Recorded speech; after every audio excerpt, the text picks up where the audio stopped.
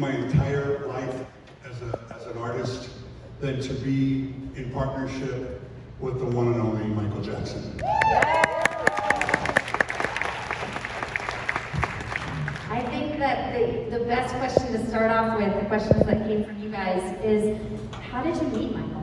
What would tell us about your first introduction? I met Michael when I was a little boy.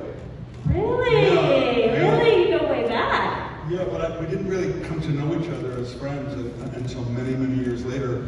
But I was an actor, and I was working in a musical called Oliver back when I was 13 years old.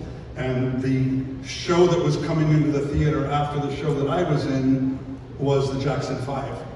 And one afternoon, I was backstage and a door opened up, and all of a sudden Michael Jackson came walking down the hallway.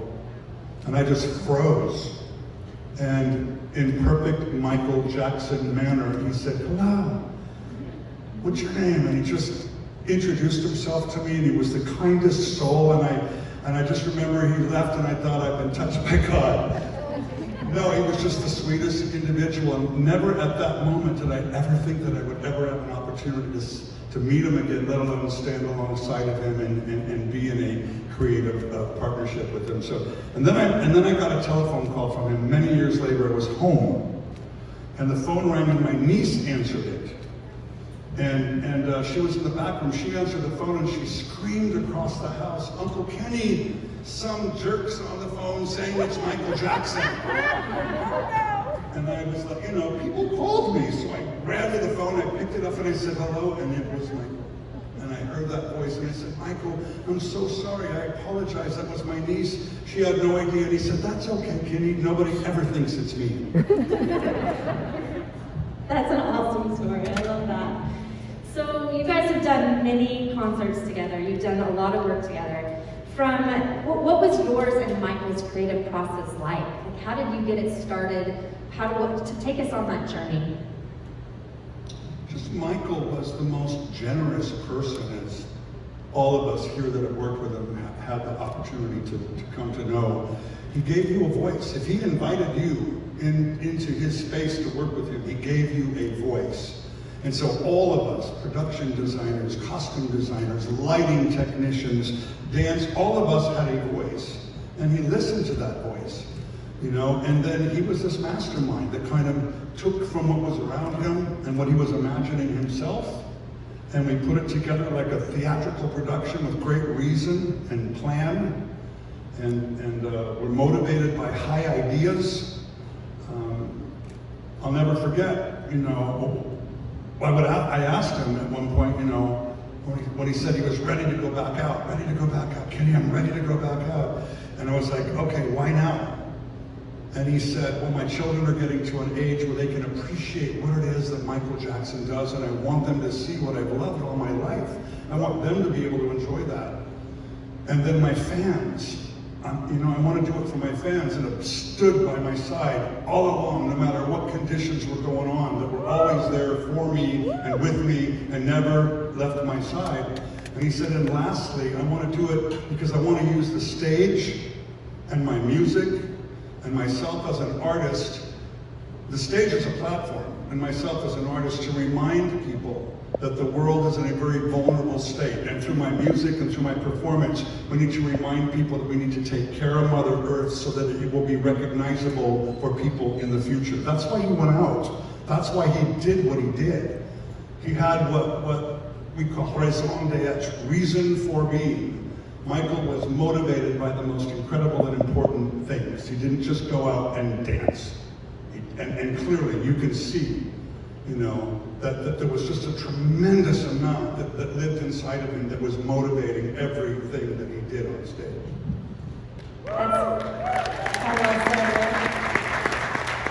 That's definitely one of the things that stuck to me as one of Michael's fans is that. So who picked the dancers and the singers, and when the band when tours happened? How did that process work? Well, that's a great question, because I wanted to introduce somebody that's here with me today that is one of my best friends in life, who has also been instrumental in keeping Michael Jackson's legacy strong and powerful and alive for all these years, who danced with Michael, taught Michael, was his co-choreographer along with Lavelle Smith for the History Tour. A remarkable choreographer and human being. Come up here with me and answer some questions with me. Travis Payne.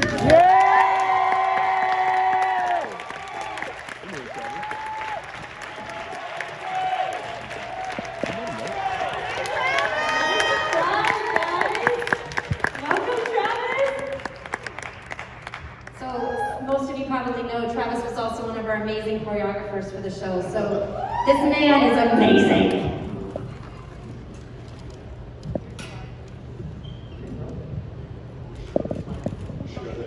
Talk about the dancers and how we brought dancers in. Well, the dancers were an extension of Michael himself. We always had the distinct opportunity and privilege of carrying on the messages, and through our physicality, illustrating what was so baked into the music and the messages. So we were performers and treated as, you know, we were so valuable because we did more than dance. You know, we had to understand Michael's psychology, a lot of his reasoning, and understand the purpose for what we were doing. So, you know, it was a stage that for many dancers would be the ultimate achievement. And for us, it just kept being that. You know, it never got old, it never got tiring. But for the situations that I was involved in, the dance part was very rigorous. Some of you don't know, but I auditioned for the Dangers tour and was not cast originally. So, you know, but because it was Michael, you keep trying. You know, you don't give up, you don't give in, because he never did.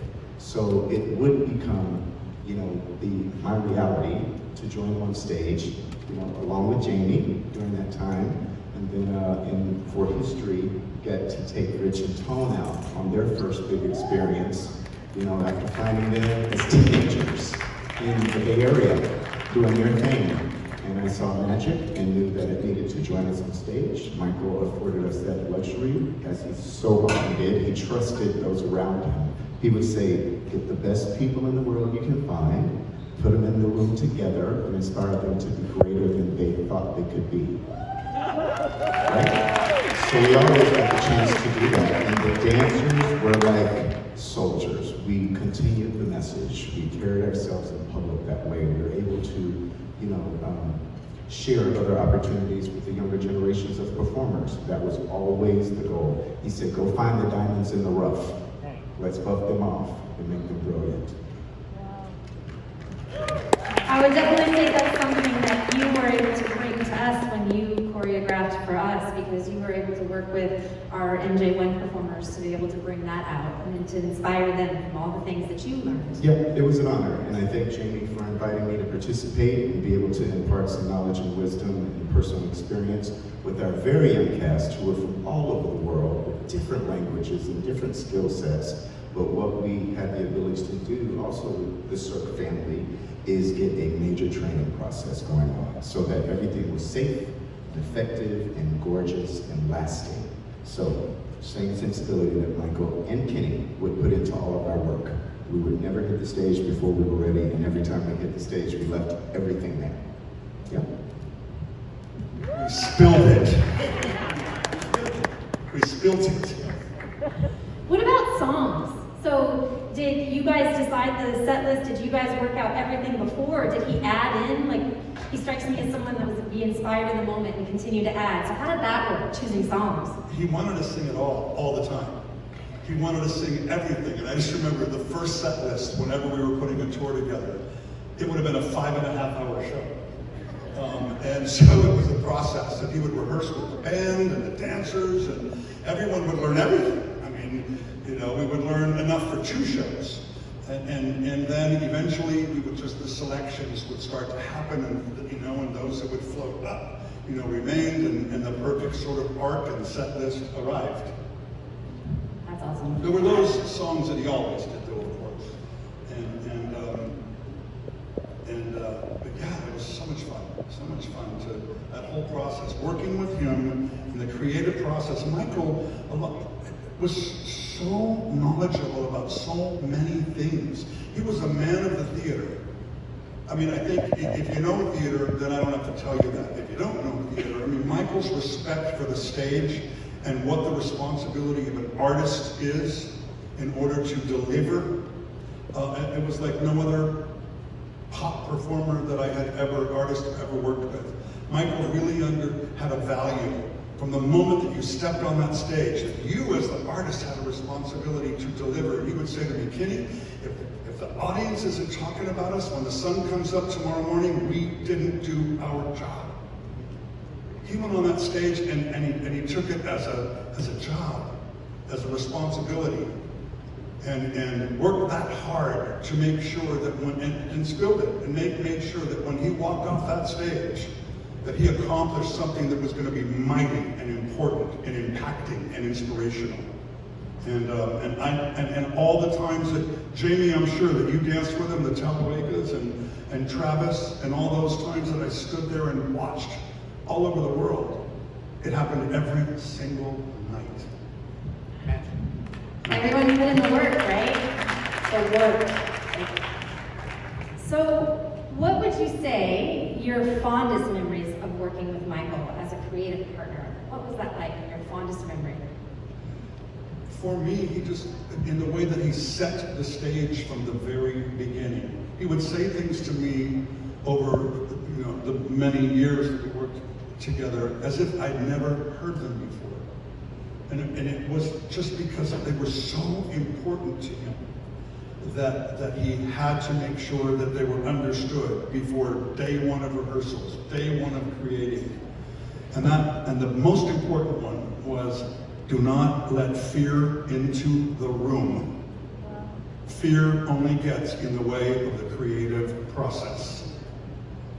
And it was so important to Michael that we could explore, we could adventure, we could experiment that without fear, and able to make mistakes, trip, fall, get picked up again, in order to find the ultimate place that we wanted to be in, and that never should we be afraid, or anyone in the space with us that would bring fear into the room with them. So that was really important. And that made for such a heck of a process.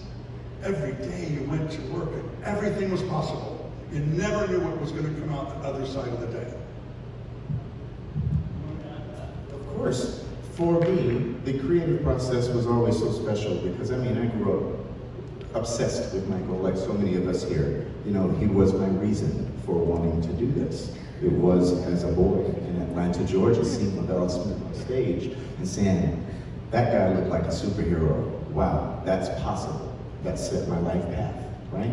So Michael was also so gracious in that he was a wonderful teacher and educator. Not many artists let you into their process. Certainly don't invite you to participate in their process. And I am so forever grateful to him because, thinking of seeing them on stage, I think it was the Bad Tour, and then finally getting to dance, and then being bestowed the honor of choreography, and then years later being bestowed the honor of directing. And it was an upwardly mobile wonderland of just knowledge and experience that you just cannot buy. And it's very hard to explain. Those of us who got to spend a great amount of time with him understood how sensitive he was to everything. He cared about everyone. He cared about your parents. He cared so deeply about the human race that to be that gentle and loving and successful and powerful and never willed it over you. He was very disarming. He knew the power he possessed, but as soon as you entered the room, he would break the ice, and then you start to breathe deeper. And he's like, okay, now let's get to work, you see. He knew the process. He knew how to get out of you what it was. He would say, keep the soldiers happy, you win the war, right? So he had these little Michaelisms that stick with me that I carry into my work and try to impart in the younger generations that I'm fortunate enough to get to inspire. So the whole thing, not a bad thing I can say about Michael Jackson at all, ever. That's so awesome. That's something that so important in the creative process, right? Is that not having fear, and also that disarmament to where you were as a performer, a creator, as an artist. That's awesome. So this one's a hard question, because there's a lot to pick from. What was your favorite song on the History Tour, and why? One more time. What was your favorite song on the History Tour, and why? I've stopped in with the man in the back. I'm asking him to change his ways. Yes! And no matter if you want to make a better place, take a look at yourself and make it. Thank you. Well done. Let's talk about that song for a minute. Yes, please. Look at the world we're living in right now. Look at the world that we are living in right now and what we have been through in this last year. And with climate and politics and disease and all of these things that we really have to take responsibility for having brought on ourselves. You know, Michael's saying, take a look at yourself. And if you expect something to change, then you gotta take responsibility. You have to do it. You have to be the starter. That song, to me, is one of the most inspirational songs ever written. And to watch that man perform that song on stage, to me, was truly one of the most magnificent examples of performance I've ever seen in my life.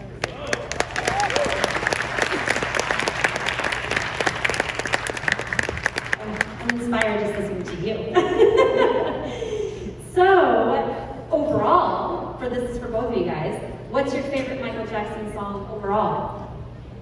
Okay, we're going to have one of the two of us answer this question. That's a good We question. have to bring up Jamie King, who directed Michael Jackson 1 and just about every other mega show in the world. And are the Talauegas here? Get up here. You're a part of this. You're a part of this history. Come on. Come get a seat. We have to invite them up. And Karen, while the gentlemen are coming up, Karen, thank you so much for making it possible for us to be here today and for the presentation of these wonderful songs from the History Tour and for all that you have done. Come up here and be with us, please. All right.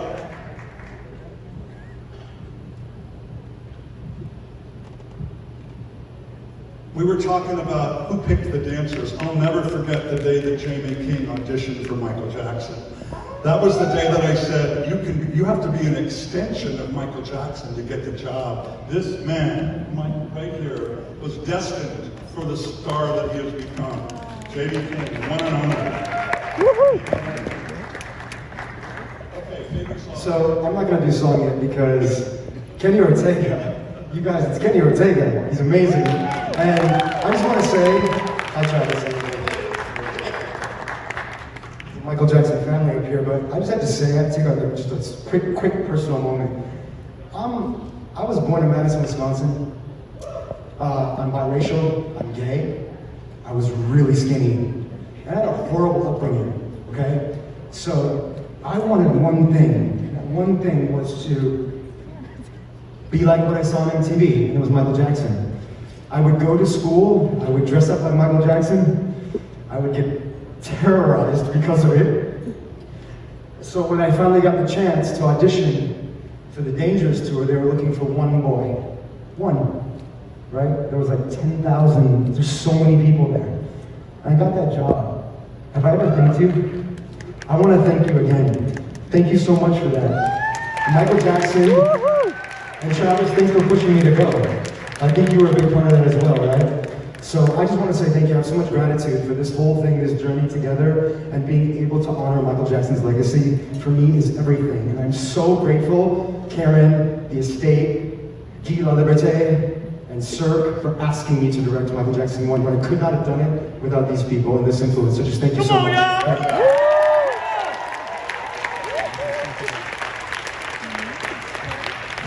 Lastly, that Dangerous tour saved my life. No joke. What's your favorite song, though? Man in the mirror. All right. Oh my God. Oh. Okay. You want to introduce him? Who wants the honor? Who wants the honor? Okay. Why don't we? Because he's probably been with Mike for longer than all of us here. His name is Jonathan with Muffet, aka Sugarfoot. That's right, Nolan's. I want to say victory tour. He's been drumming for the Jacksons since then. There's only 2 drummers. There are only 2 drummers that Michael will not be on stage without. He's one of them. The other one has passed on. Ricky Lawson. Rest in peace, Ricky Lawson. Ladies and gentlemen, Jonathan Lawson, baby, give it up!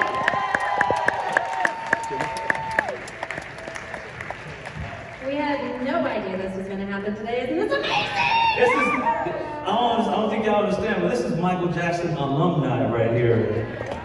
You know, you got every generation. Gosh, man, I'm about to start crying. Say hello, Jonathan. Yeah, the longest. You have been with him the longest. And for so much. You okay? Say hello. Hello, everyone. My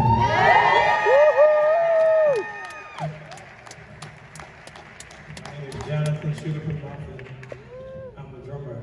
Started with Michael and the Brothers in spring of 1979. Wow. Drove out of my car from New Orleans, 3,200 miles, and for a chance. And as God will have it, I got lost on the freeway about a month and a half after I got out here, outside California. And by God's divine intervention, I found the music director for the Jacksons. And it was on the last day of auditioning for drummers. And he was from my hometown, New Orleans. And he invited me to audition on that last day. Got him extended today. And here, that legacy led me here to talking with you guys today. Michael and the brothers accepted me in the group and organization. And it's been an unbelievable ride of my life. The little boy who dreamed came true. And it's anointing from above. And Michael's been my brother, more than my boss, he's my friend. But we had brotherly spirit, really, between us. And we had the same feelings about a lot of the same things. Michael is spirit. You gotta understand. Michael was great when he reached and moved the whole entire world, because we're all connected to the greater energy of us all. That is, we call God. It's all energy of all of us together as one. Michael had the radio frequency inside that he can tap into, like a radio station you dial in. He was always connected. That's why he understood everything. He understood about the global warming, about the earth, had songs like Earth Song. He had all the meaningful black and white songs like unity of mankind, no matter what color. Michael had greater sensitivity. That's why he's the king of life and king of pop and king of music. And because he was connected to the eternal source of energy and life. And most importantly, named Spirit. And he and I were on the same wavelength. And I'm very honored and grateful to have been his drummer for off and on 30 years association.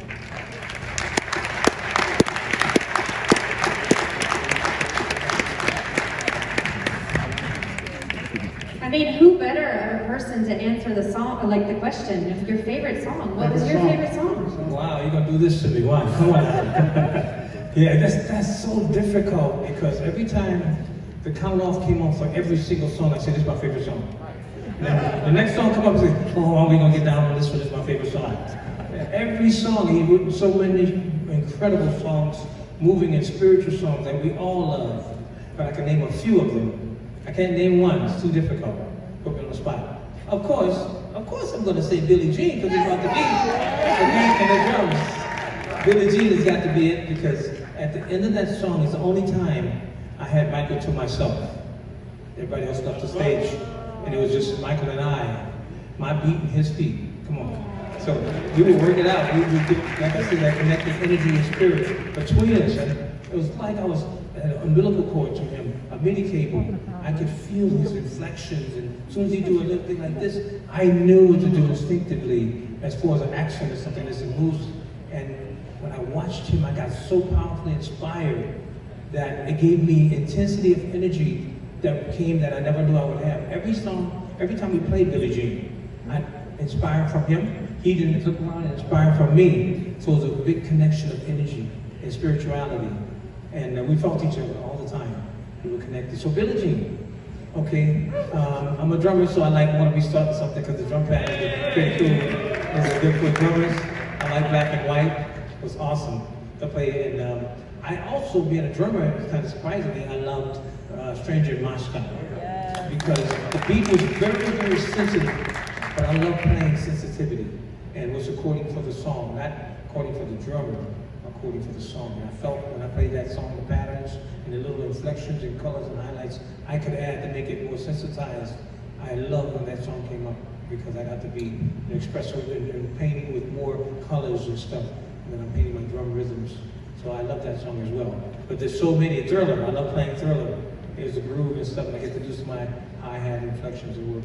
But you can't name a song, I guarantee you, any one of you out there, you cannot name a song of Michael Jackson that you don't like. Because all of them are incredible pieces. All music. I'm looking at you, Maria. I'm looking at you right now. Standing backstage, a lot of the sound booth, when I had the privilege of being there with you and Michael, that moment in Billie Jean was like a conversation. The two of you were like having a conversation up there. And it was the most extraordinary thing to behold. You were so connected, divinely connected. You know, you were answering each other's questions, and it was an amazing thing. And a privilege and an honor that I got to stand there and observe that with the two of you musicians. It was brilliant. It was spirit, and it was instantaneous life as it happened between us. We were connected spiritually. I still feel it, and I still play the music just as if he was there. All right. You know, Danny's brilliant show, MJ1, which I get to see tonight again for the third time, honestly, it brings Michael's spirit into this space. And some of the people that help do that are here, and I'm going to ask them to also come up here and join us because you guys do an incredible job. The dancers that are here from MJ1, come up here. Every night. Come on down, guys. Come on down. Every night. Come on. And also, you know, Michael Jackson was the king of style and innovated so much and is so responsible for so much of what we're wearing. His costume and wardrobe partner is here, the great Michael Bush.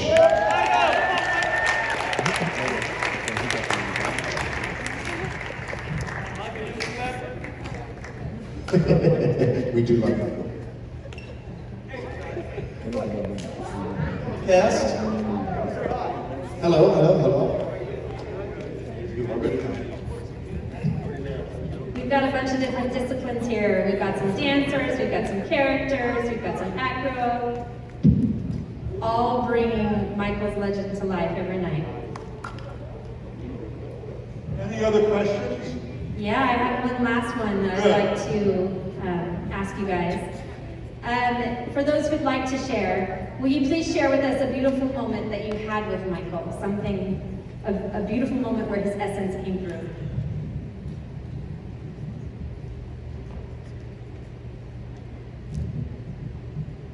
I remember Michael would call me sometimes at 3:30 or 4 o'clock in the morning. After I'd been working 16, 17 hours in rehearsals and preparation for a tour. I remember this one particular night, I said, Michael, you should be resting and sleeping. And he said, I'm working on the record, I'm working on the song. And I said, well, why don't you, he said, oh, I'm channeling.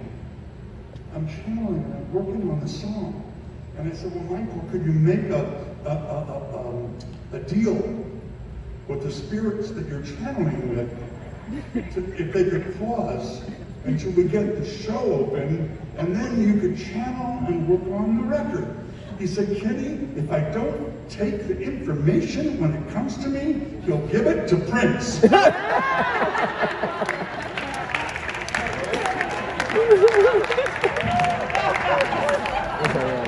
So true. They were comrades, immense respect for each other, completely, you know. And my Prince story is, Michael said, to your point, Go home, go to sleep. Go home, go to sleep. No, I might miss something. He feels like he missed Purple Rain. He felt like he missed Purple Rain. Yeah? And then it just was energy. And you could tell that they fed each other because it was just them, right? And that started as far as males.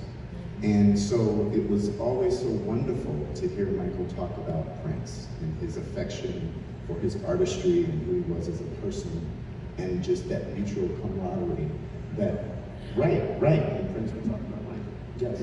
But we don't see a lot of that with our artists today. We see a lot of jealousy, we see a lot of deceit. But what those guys did, those legends did, is they knew that there was enough magic to go around for everybody. And if you just did your own thing the best way you knew how to do your thing, that's fine. You don't have to compare yourself to anyone else. You study the greats to become great, but you make your own lane while doing it, right? Hey everybody, thank you so much for coming here to celebrate Michael Jackson's birthday. Thank you to everyone that's on stage here for sharing everything that you have. Benny. Benny, thank you for being with us. We really appreciate it. Thank you all for being here. Thank you all for being here. Yo, Great day. nothing happens without y'all. Give yourself a big hand. Nothing happens without y'all. Thank you. All right, guys, so that's the end of our afternoon event. We would like to invite you guys back for a little reception that'll start at 5:30. So we have a break right now. So if you are a ticket holder for tonight's performances or tomorrow 7 p.m., we'd like to invite you back. Please bring your ticket with you. At 5:30, we'll be out in the lobby. So thank you guys so much for coming out. Thank you so much for the support. Thank you for sustaining Michael's legend, his essence, and everything else. The fans, Michael. Coming in to having part in this birthday brunch. And while we're all together, I thought it would be a really nice opportunity to share with you some information about the Talauegas who are up here with me. I don't know if any of you have seen the announcement, but last week there was a press release confirming that they are part of the creative team working with Christopher Wheeldon, the director and choreographer for MJ the musical.